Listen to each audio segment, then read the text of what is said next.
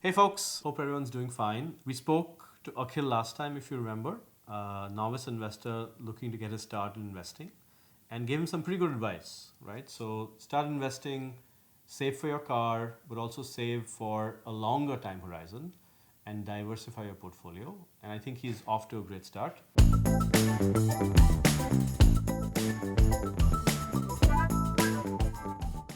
Hey folks, I'm Shrivo and you're watching The Big Buck Show. It's a show where we tell you how you can start your investment journey and more importantly, how you can turn your small bucks into big bucks.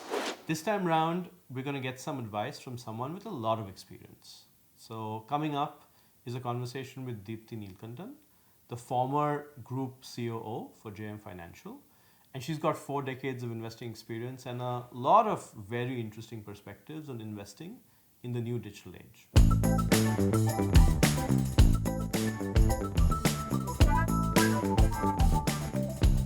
Dipti, thank you for taking the time to be with us today. We really appreciate it. Pleasure. Before we start though, can you tell our viewers and listeners a little bit about yourself, please? Yes, I am a person born and brought up in Mumbai, studied for commerce, did post-graduation in similar subjects, and ended up having a career in financial services.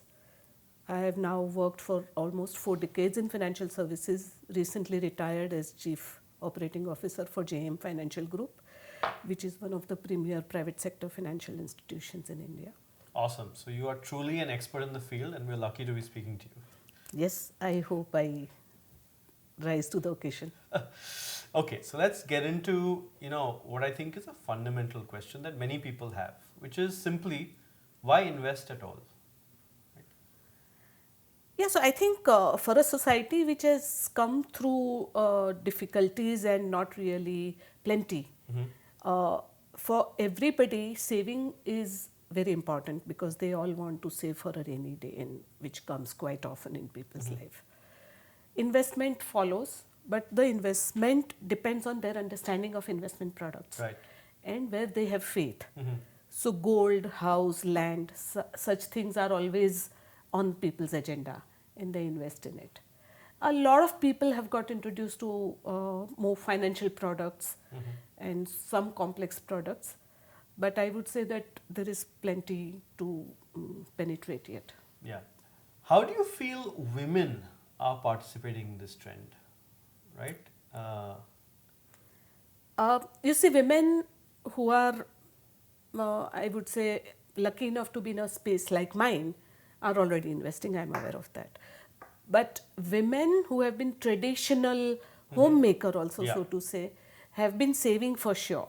Correct. They always say. Because they always save. If they get 10 rupees for the groceries of the day, they will save 50 paisa. In my young days, I have seen that. And they will put it away in the cupboards between the folds of the clothes and all. Right. So when they really need and that rainy day arrives, they open those folds and pick out the money and use it. So savings for women is again a very natural thing to do, and to put aside some money for such a rainy day requirement or whenever they want it. Investments is unfortunately an opportunity only available to few because the understanding about investments is not there. But once again, even today, let's say there are those women who do not have education, who do not understand the modern business, but they still would participate in what is called the chit fund system. Yeah. Or they have group investing. Group investing where they put money every month and they get access to it by draw of lots every month, etc. So that is investment for them. Correct. That is not just saving.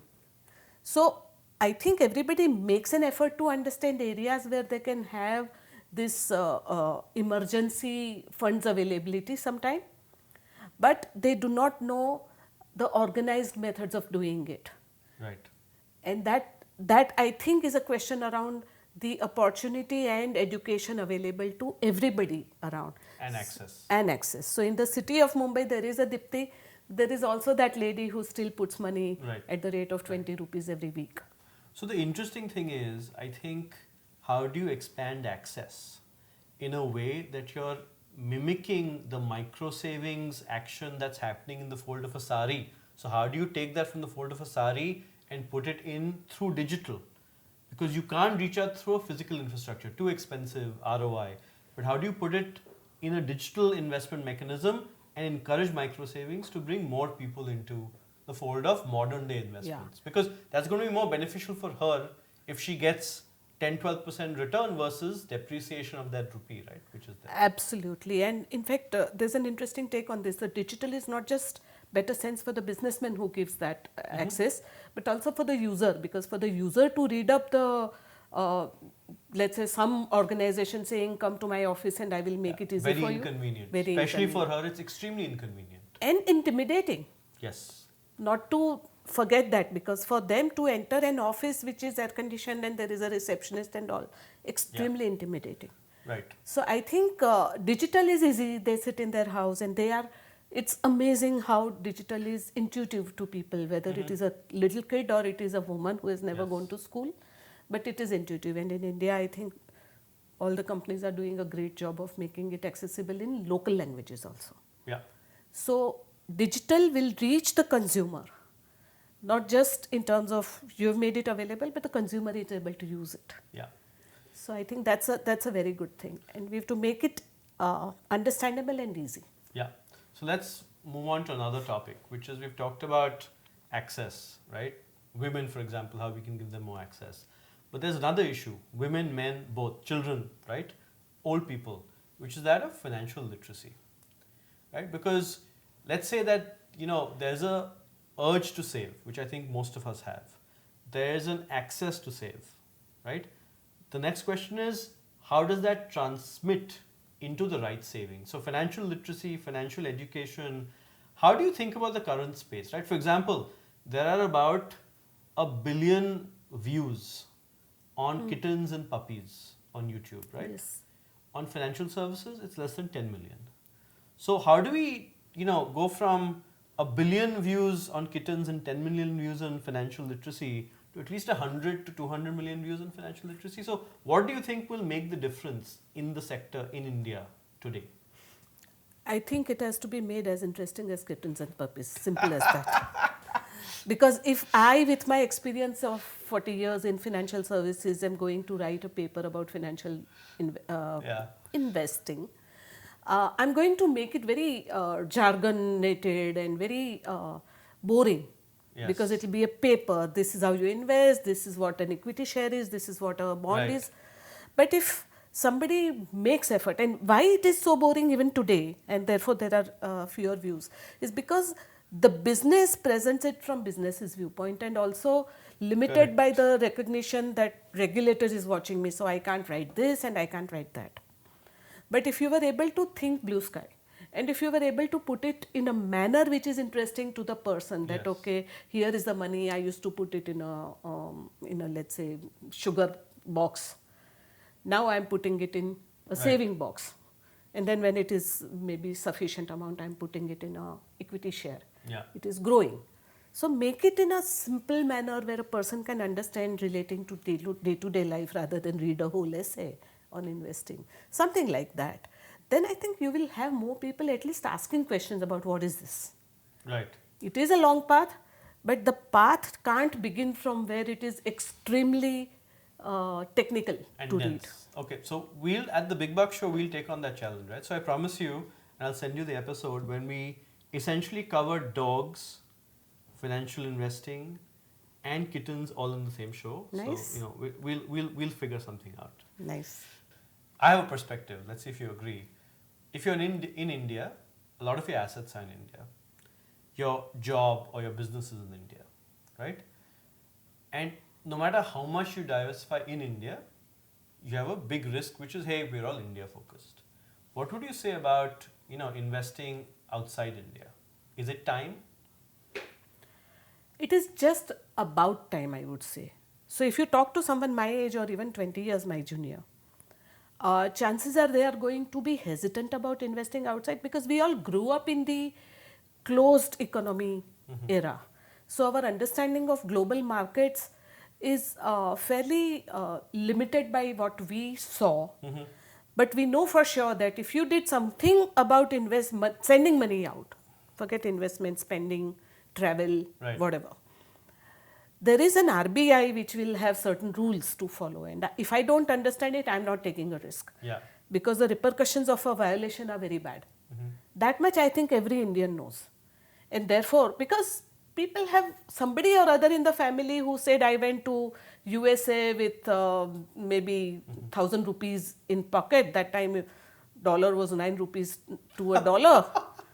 And it's just for reference for everyone, it's currently roughly 70-ish. Yes. So, just as an aside, if you had bought dollars and done nothing with it except kept it in the US, you would have substantial appreciation in that, just as an aside. If RBI allowed you to do that. If RBI allowed you to do that, hypothetically. Hypothetically, absolutely. So, exactly this arithmetic or this equation is very difficult for people to understand if they have been always subjected to don't do anything with Forex, don't keep more than X amount in your house, otherwise it's a violation. Yeah. Okay, in dollar terms or any foreign currency, you cannot keep in your house above certain limit. That is the rule even today. So most people are very worried about being in violation of these laws. The youngsters, thankfully, think blue sky. And they don't even if they know or if their parents say there is a rule, they will say, but what stupid rule it is. Yeah. Okay, so I'm not saying violate a law, but I'm saying think at least blue sky, think of what's available, what is possible, and plenty is possible compared to that $9. Oh yeah, and the rules have fundamentally changed, right? Gone are the days when you could, I think, invest only $25,000, right? Today, the amount you can invest is $250,000, which for most people they per will year. Never reach. Exactly. Per year per person, right? Correct. And I think you probably agree with me, diversifying away from your home market, right? So taking equity exposure or other exposure outside is again a fundamental principle of diversification, right? Which it is. Typically we haven't done. So again, Yeah. I would say the time is ripe. Time is ripe, and time is not necessarily ripe because you are able to invest in a developed country. Okay. So that definition will keep changing. So at one time, Japan would have been an interesting investment destination sometime during my childhood. Now it is not. Germany was once. Yeah. No, the US market is booming. US today. Today, exactly. But why? Yeah, why US is interesting today is not because it is US, but because it has companies like Apple, Alphabet. Correct.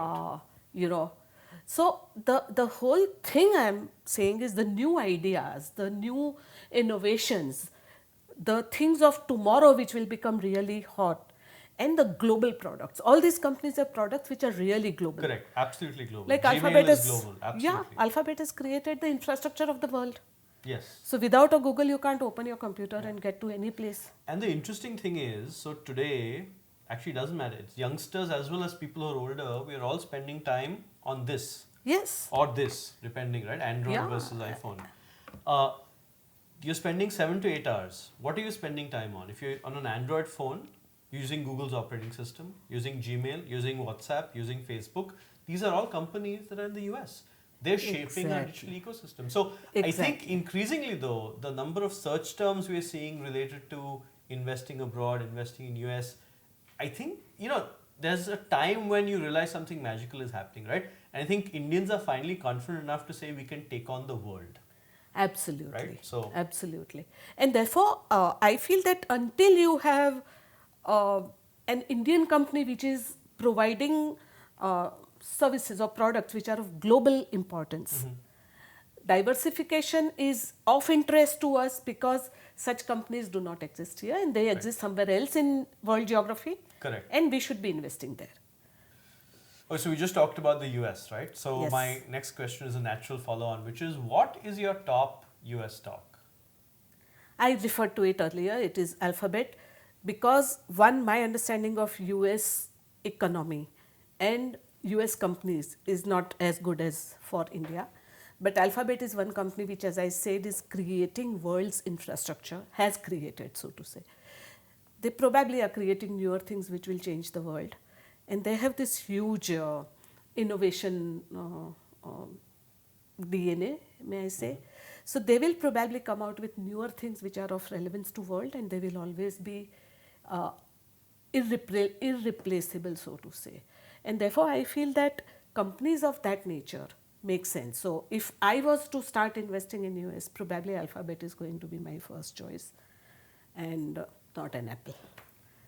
Got it. So we have to follow up and then make sure that we find out when you invest in the US, right? And then you'll come back and we'll talk about that. Yes. Okay. Like you've obviously gleaned a lot of experience, you've had success. So what are the 3 tips you would give people?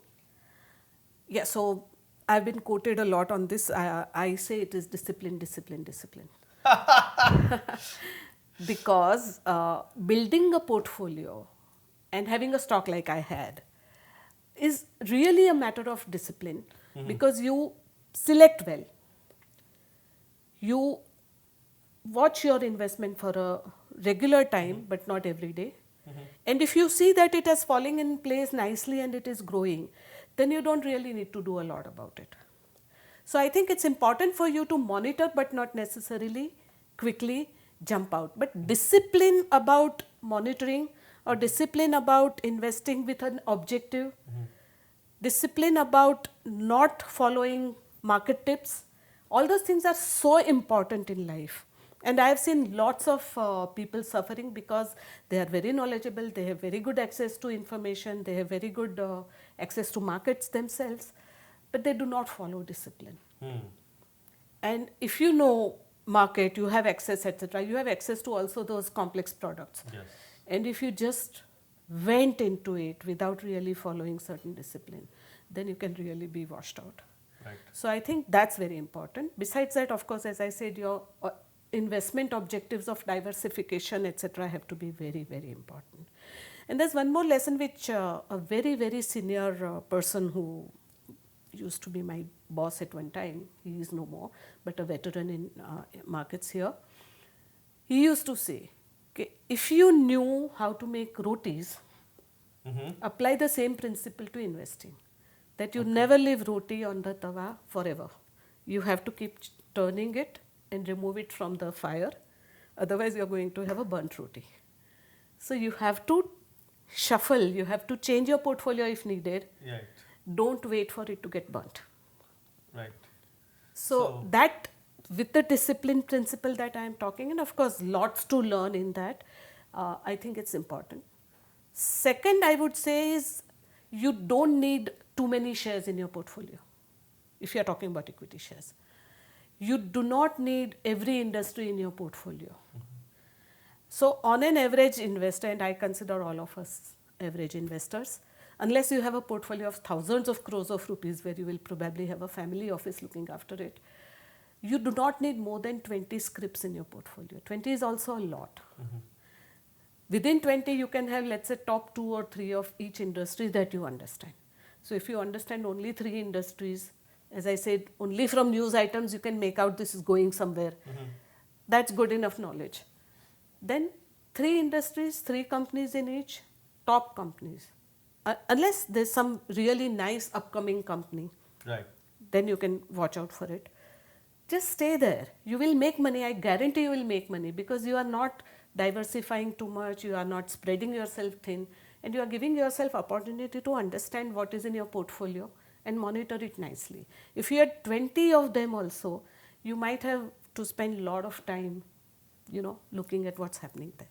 So you need a sort of clear idea about how much you can monitor, how much is your ability to understand, and of course how much money you are investing. Got it. So again, to recap for people who are tuning in, essentially discipline, which I think is super important, right? That is discipline in investing regularly, discipline in sticking to your portfolio goals, right? Super critical. And then making sure that you're not too distracted, right? So while diversification is important, don't try and dabble in everything. Have some focus, right? So while it might sound contrary, it's actually not, because you can be focused while you diversify, right? Absolutely. That's what the trick is. So awesome. Those are 2 extremely important tips. And so thank you. Dipti, it's been amazing talking to you. Thank you for all that wisdom. We'll bring you back. Remember, you have to invest in the US and then you have to tell us about your experience. So we'll bring you back for that. Yes. And to the extent that folks have questions, please post them and we'll see you next time. Well, that was an interesting and amazing conversation. You can see that even with someone with 4 decades of experience, there's always new things. There's always mistakes to learn from, lessons to apply. And I think you had some pretty interesting lessons and tips from that conversation. Check out the show notes, check out some of the exhibits, and do come back and ask us any questions you have. We're always there to answer your questions, and hopefully you learned something from Dipti's 4 decades of experience. Stay tuned for the next episode. We'll be back next week. This is the Big Bucks Show, telling you how to get your small bucks to big bucks. Hey folks, thanks for watching the Big Bucks Show.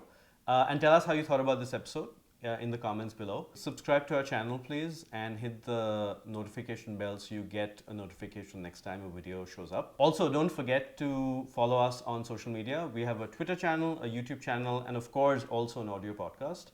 And hey, continue watching us so that you can turn your small bucks into big bucks.